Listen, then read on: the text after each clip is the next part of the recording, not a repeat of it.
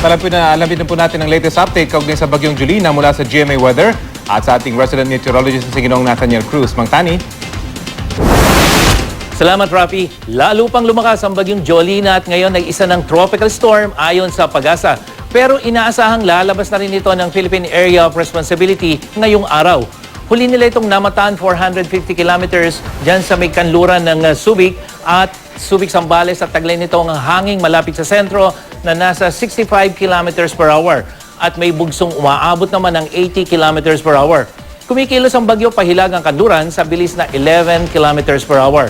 Sa taya ng ahensya, mamayang hapon lamang ay posible nang lumabas ito ng Philippine Area of Responsibility ang sentro ng Tropical Storm Jolina.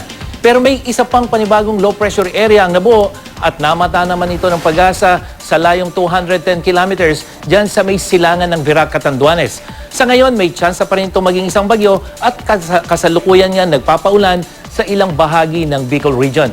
Patuloy namang pinaiigting ng Bagyong Jolina ang hanging habagat na siya naman nagdadala ng mga pag-ulan sa kanlurang bahagi ng Luzon. Partikular na dyan sa Region 4 base sa datos ng Weather Central. Kaya pinag-iingat po ang mga residente ng Mimaropa at Calabarzon regions sa malalakas na ulan na posibleng magdulot ng mga pagbaha at pagguho ng lupa.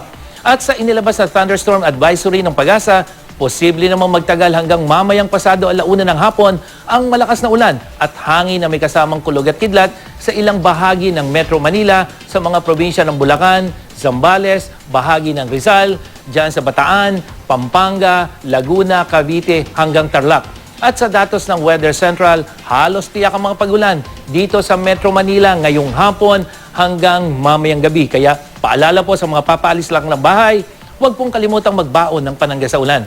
Hanggang sa katamtamang lakas naman ng ulan ang maranasan sa Visayas, lalo na sa kanlurang bahagi nito at bahagyang maulap naman ang papawirin sa malaking bahagi ng Mindanao. Pero makakaranas pa rin ng mahihinang ulan sa hapon at gabi. At para sa iba pang detalye, bisitahin ang GMA Weather webpage, i-like at i-follow rin kami sa Facebook at Twitter. Ako po si Nathaniel Cruz para sa I Am Ready, serbisyong totoo ng GMA News. Salamat, Mang Tani.